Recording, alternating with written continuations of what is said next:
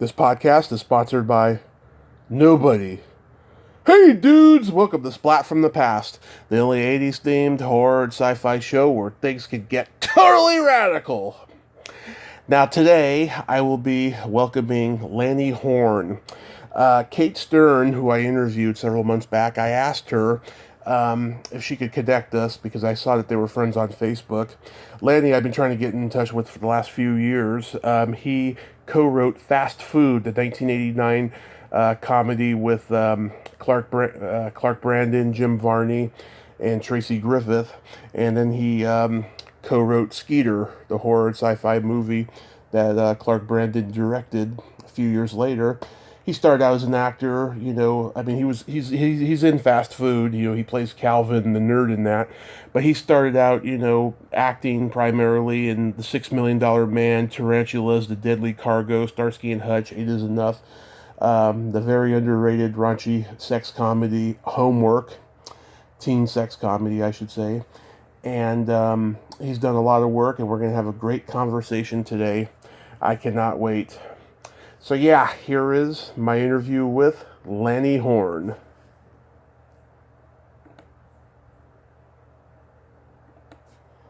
Hey Lanny, welcome to the show. How are you today? Thank you, Tommy. Thanks for having me. I'm doing quite well today, thanks. Oh, that is spectacular. Thank you for taking the time today. This is really great. Oh, my pleasure. So going back in time, did you gravitate toward acting early on in your childhood? Yeah, I did. I always wanted to do it as a little kid, and found a manager when I was about 16, and she introduced me to an agent, and I got like the first 3 jobs I went out on, so I'm like, okay, this is pretty easy. And then I found out much later, of course, how up and down and how difficult it is, but yeah, I always wanted to do it, and got up the gumption to do it. Yeah, did you do school plays and community theater and all of that? I did school plays, that's for sure. Yeah. Where are you from originally? Los Angeles.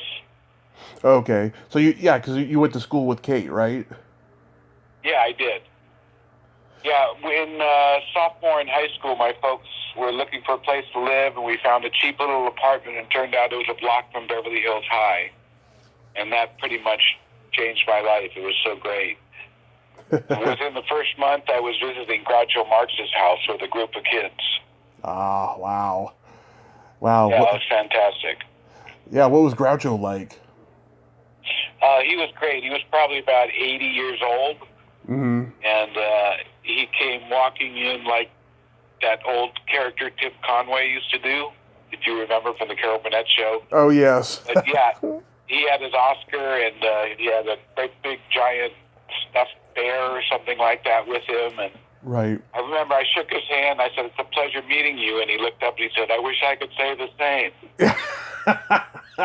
Yeah, that's a typical Groucho line. Yeah. Yeah, so it was great. I got insulted by Groucho. Did you see Aaron? Oh, go ahead. I had been doing an impression of Groucho, so I had a Polaroid of myself dressed up as him that I showed him, and he looked at it and he goes, "Oh, you're very handsome." And he showed it to his girlfriend, who was like this 30-year-old woman who was living with him. Erin Fleming. Erin Fleming. A couple weeks later, I got an invitation to a premiere of Animal Crackers.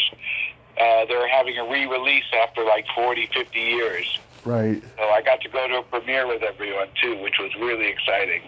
Yeah. Oh, that's amazing. Yeah.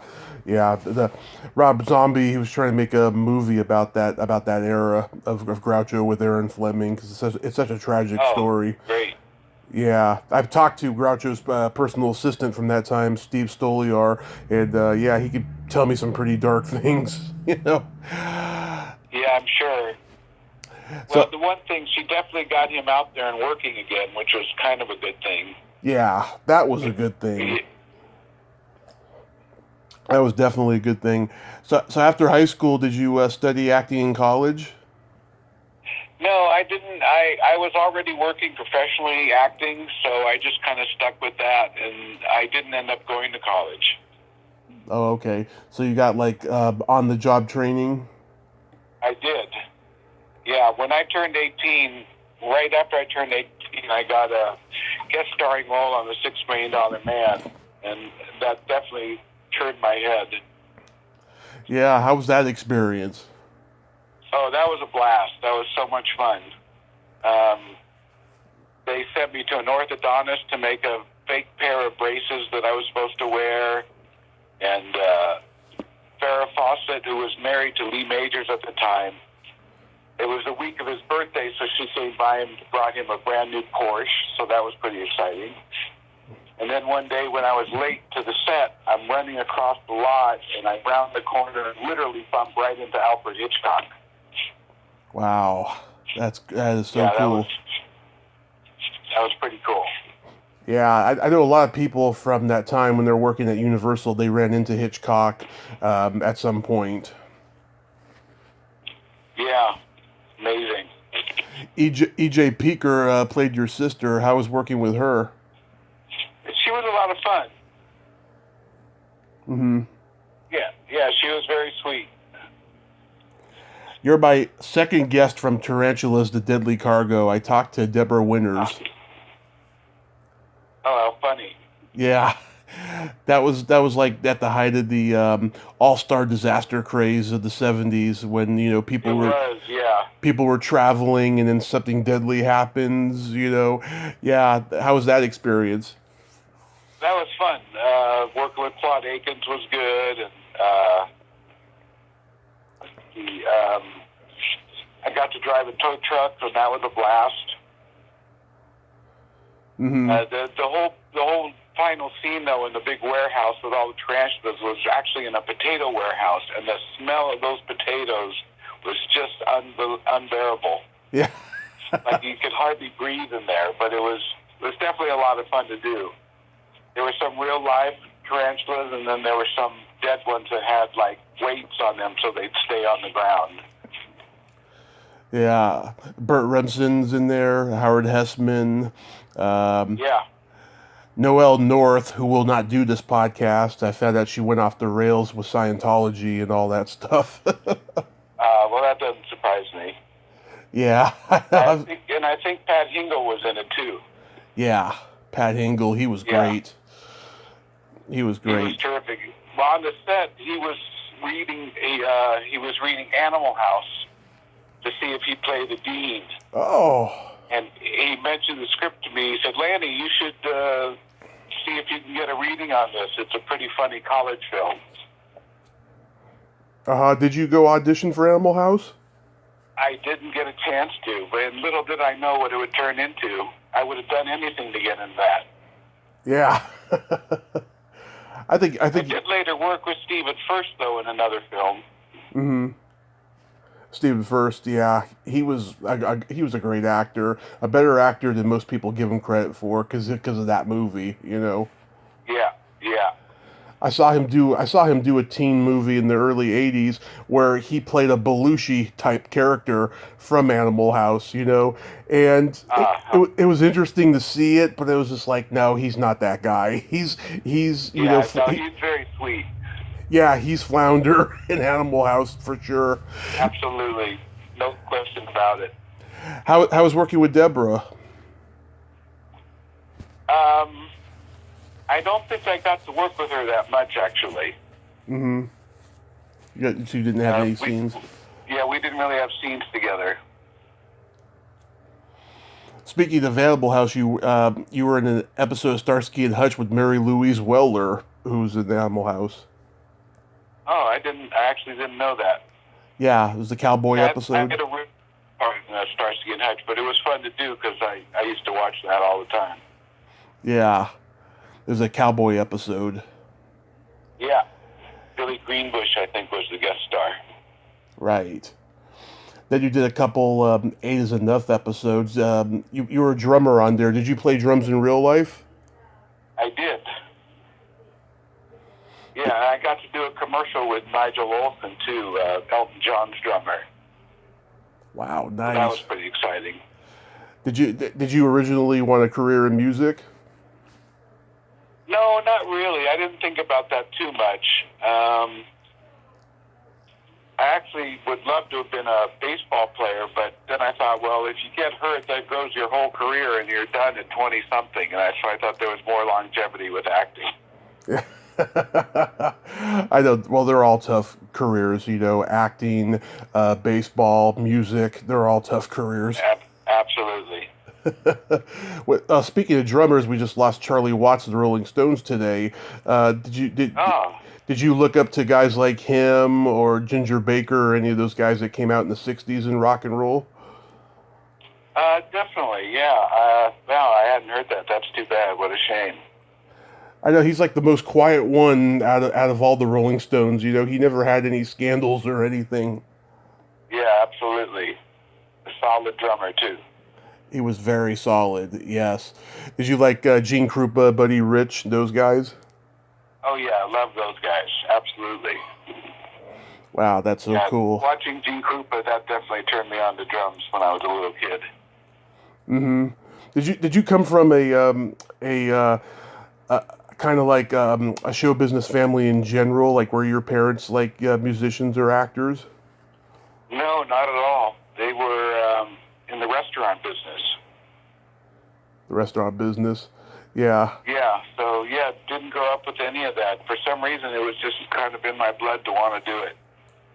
Yeah, I mean, growing up in L.A., of course, I mean, you're going to run into a lot of people who work in the field. You're going to get to know people who are in the field, Yeah, absolutely. One memorable time, my folks had a friend who was a contract lawyer for Desilu Studios. Mm-hmm. So my mom took me over there one day to see him, and he said, Lanny, you want to go to a set? He says, you have a few to choose from, Mission Impossible, Hogan's Heroes, or Star Trek. I had just started getting into Star Trek, and I was like, oh, man, Star Trek. So he said, okay, let's go. So on the way there, rounding a corner, there's Leonard Nimoy in full makeup riding a bicycle, and he stops and jokes with the guy we're with, and I'm like totally in awe watching Spock laugh and joke around. It was amazing. And then we ended up on the set and met William Shatner and saw the whole crew and the whole all the sets. It was just really so memorable. Yeah, for some reason I knew you were going to say Star Trek. I just knew it, that you were going to choose that one. Yeah, I figured there wasn't much to see on the Mission Impossible set. Maybe the actors, but not much of the set. Yeah. I knew Star Trek, at least I could see the bridge and things like that, which would be fun. Well, that show had such a huge impact on your generation and the baby boomers and all of that. It's still going to this day. Yeah, amazing. Yeah, with those. Well, they were terrific shows. A lot of heart and humor, which was great. Oh yeah, there was all those campy sci-fi shows at that time, like what was the show Land of the Giants and stuff like that. Yeah, Lost in Space. Lost in Space, which was Irwin Allen. Yeah. Yeah. The other night on YouTube, I watched this teen sex comedy movie you did called Homework. Oh, yeah, what a nightmare that was. Really? Yeah, all the actresses ended up suing because they didn't know what kind of film it would end up being. Well, were they offended by the script? Did the director make them do stuff they didn't want to do? They were just offended by the final cut of it because a lot of things were added after we were done. Oh, shoot. Yeah. I mean, there was... I had fun, but... Yeah. You had fun? You worked with Joan Collins? I didn't have any scenes with her. Didn't even get to meet her at all either. Oh, shoot. How about Wings Hauser? Nope, didn't meet him either. Yeah, I thought this was a pretty interesting movie because there was those two. There was Carrie Snodgrass. There was Lee Purcell, who's another Scientologist that won't do this show. Yeah, she was. Yeah, she was terrific. She was very sweet.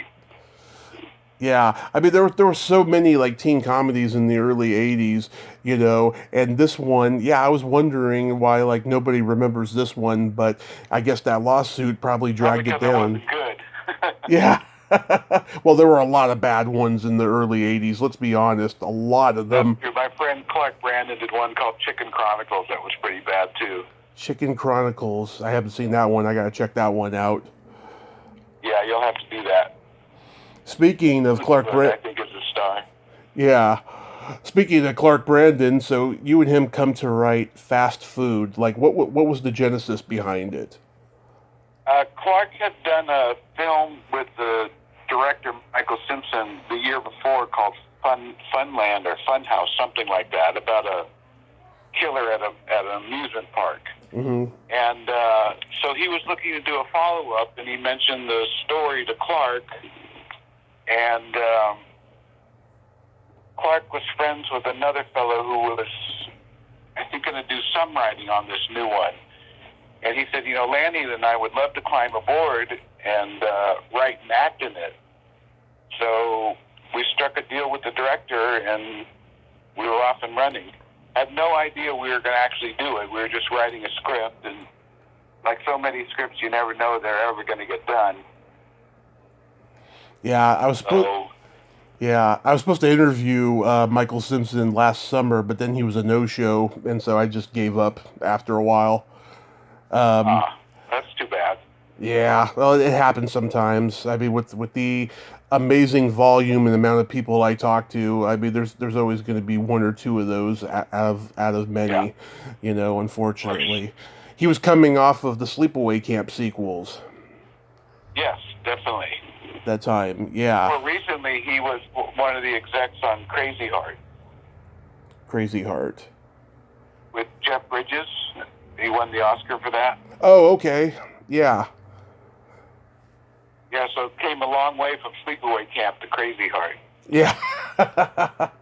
That's probably why he flaked on me, because he's moved on from that era. Yeah, probably. I wouldn't doubt it. Yeah, wow. So yeah, I used to watch this movie on HBO a lot growing up in the early 90s. I loved it. I loved everything that Jim Varney was in, Yeah. How did he come to play Wrangler Bob? He was friends with Michael. Okay. So, yeah, Michael had it hooked up for him to play Wrangler Bob. And he only had him for like 3 days, so everything he did was in 3 days. Wow. That's commitment. That's dedication. Yeah, he was very talented. He was a talented guy. I mean, wow, 3 days just to do all those scenes. That's crazy. I like that. Yeah, we had to get him in and out because of his schedule. Did he bring in Blake Clark as well? He did, yeah. Blake was fantastic. We just loved Blake. Stayed friends with him for a while after the film. Yeah, he's a very funny stand-up comedian with all those Vietnam stories he tells. Yeah, absolutely, very. Really great guy. Yeah, I used to have flashbacks when I was in Vietnam. Yeah.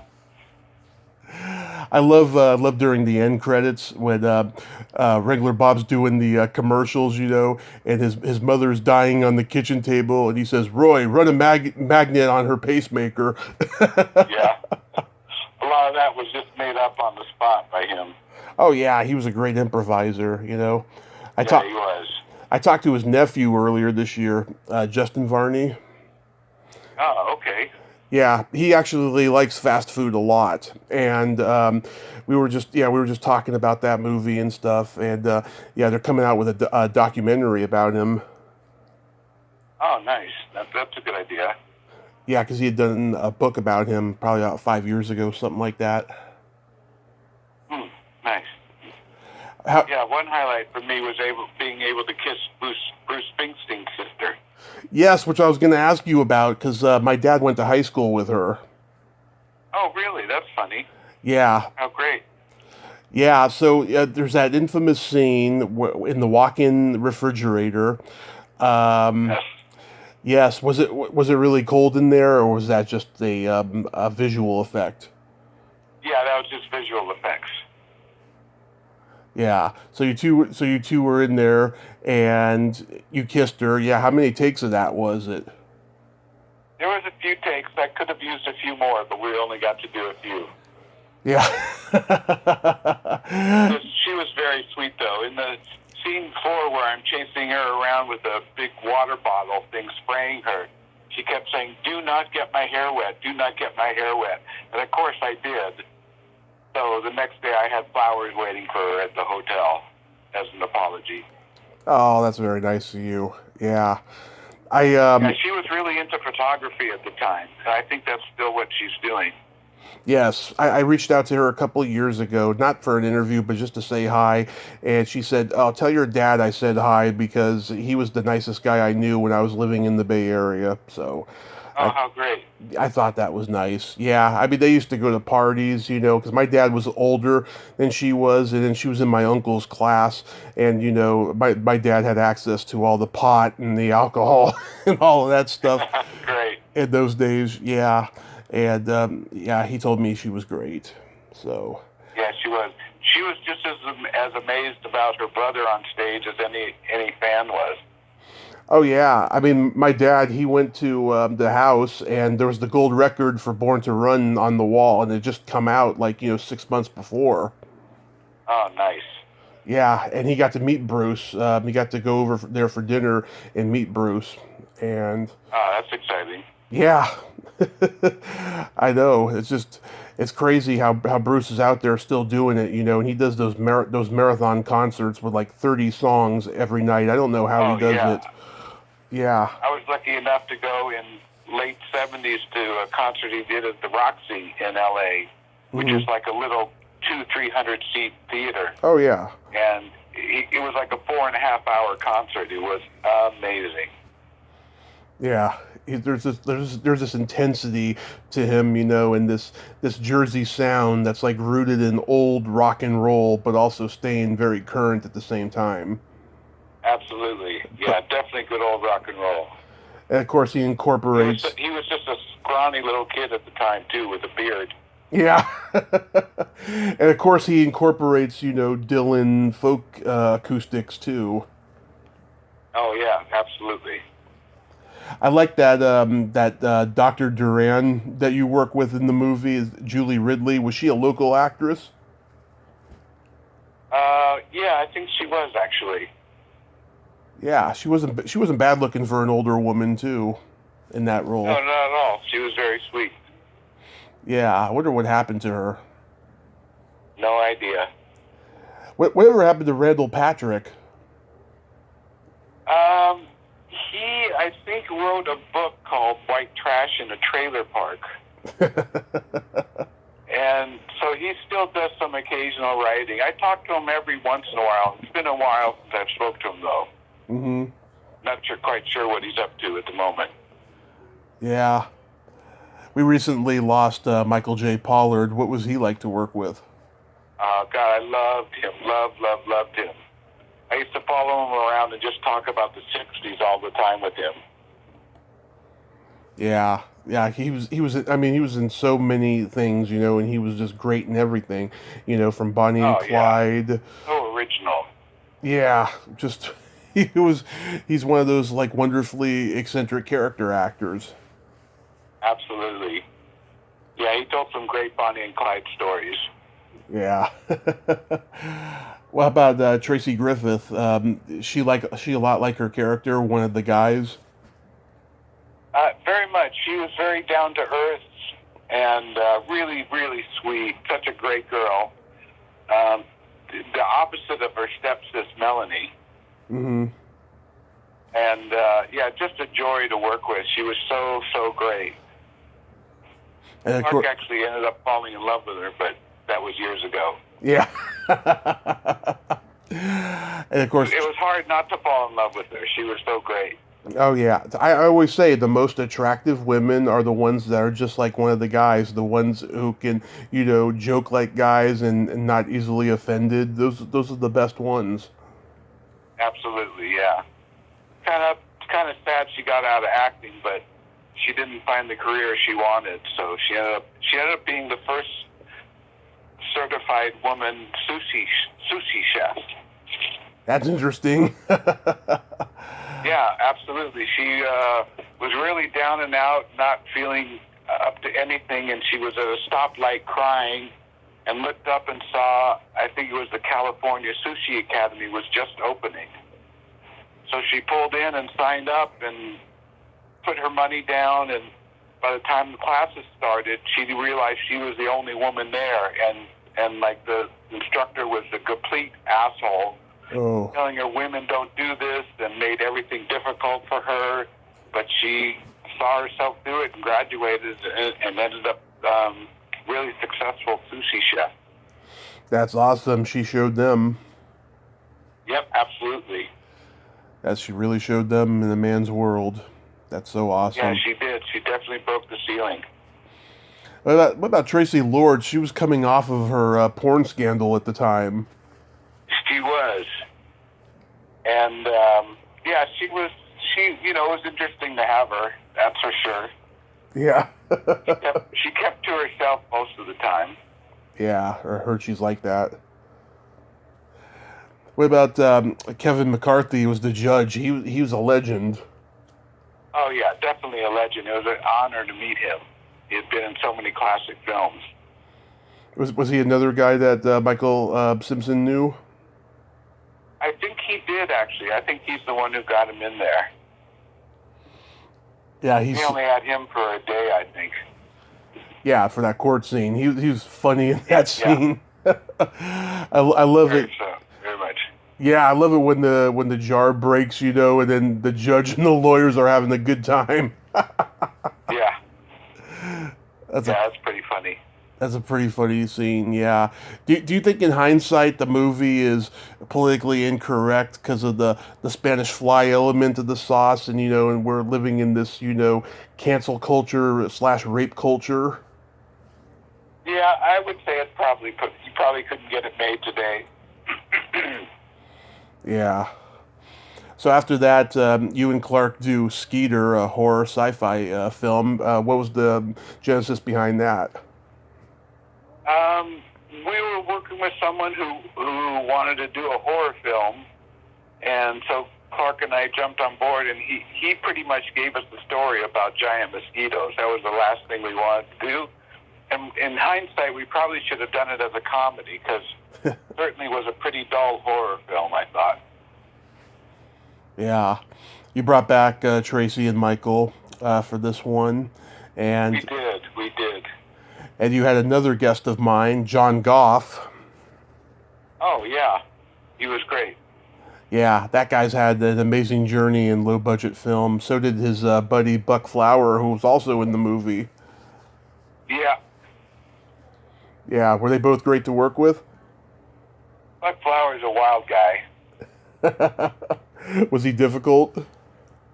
No, he wasn't difficult at all. He was just, just what you see is what you get.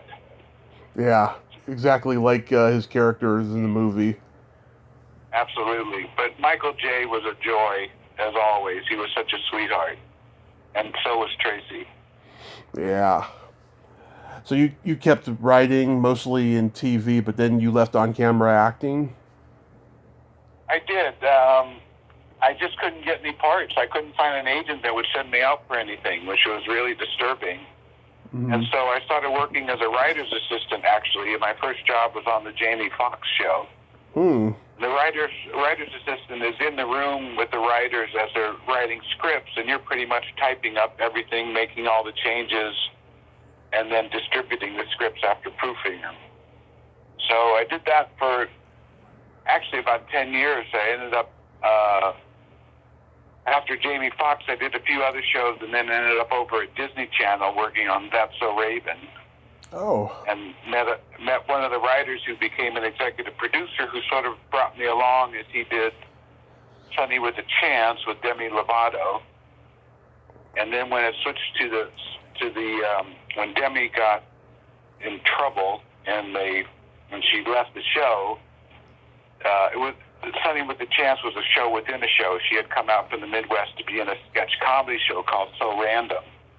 So rather than fire everyone and be done with the show, they switched Sunny with a Chance to the sketch show So Random. So the other writer's assistant that I was working with, we got bumped up to writers for that, which was fantastic. We had such a ball writing sketches for that show. Nice. Yeah, when I talk to people who get out of acting, they tell me that it's usually because after a while they just get sick of auditioning, especially if they're known.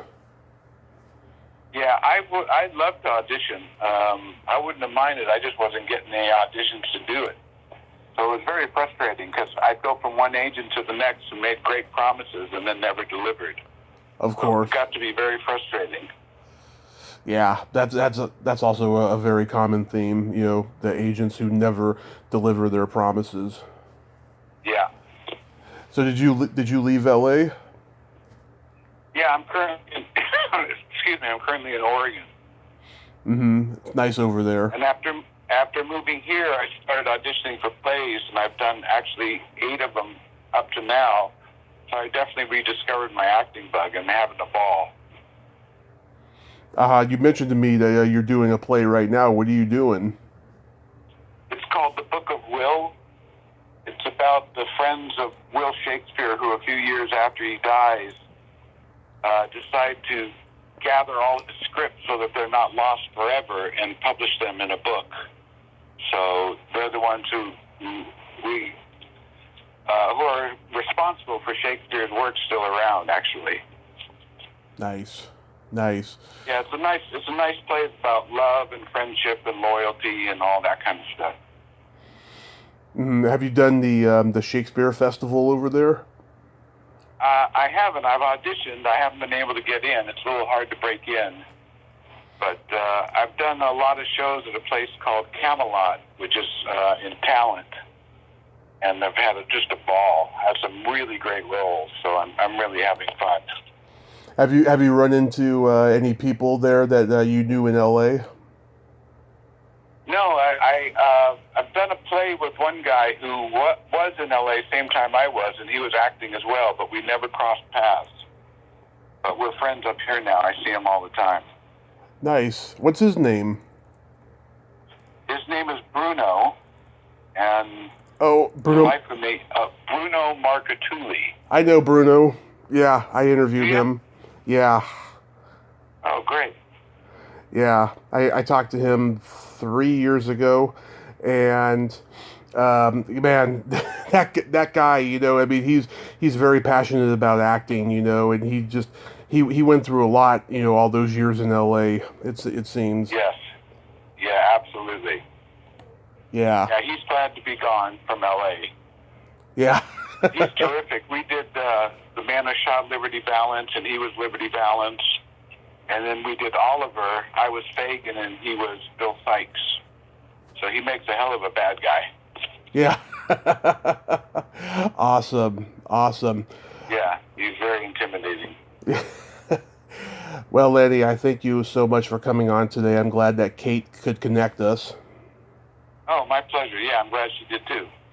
Yes, and I hope your dog is feeling better. You mentioned did you mention you were taking him to the vet earlier or something? No, I had to take his poop to the vet. Oh, okay. If that's appropriate to say. I'm sure he's embarrassed me saying that on the podcast, but... No, you can say... One special thing about today, though, it's exactly a year ago I actually had a stroke. Oh. And woke up and couldn't feel the right side of my body. Wow. But after a week in the hospital and a couple weeks rehab and a few weeks rehab at home, I'm proud to say I'm pretty much back to normal. And getting this latest play was like a real triumph for me because I wasn't sure if I was going to be able to do another play at all. So it's a great anniversary. Yeah, I'll say. I mean, wow. I mean, you don't sound like you had anything happen to you. That's great. You know. Thanks. I mean, have you had any major lasting effects from it? Not that I can notice, really. I mean, sometimes words get a little slurry for me, but which is tough when you're acting. So I just have to remember to slow down and say everything carefully. But other than that, that's like the last thing that I need improvement on. But everything else has come back to normal. That is great. You are very inspirational. I'm very lucky. Yes, you're very inspirational, Lanny. Thank you so much, and have yourself a great day and stay safe. Thank you. You too, Tommy. Okay. Bye-bye. Bye-bye. Well, there you have it. Lanny Horn. Ain't he a cool dude? Wow, to survive a stroke like that, I mean, that is just amazing. I'm glad I got to talk to him today and hear a little bit about fast food there. Well, until next time, this is Tommy Throwback Kovac saying there's no shame in living in the past because the present sucks. Later, dudes.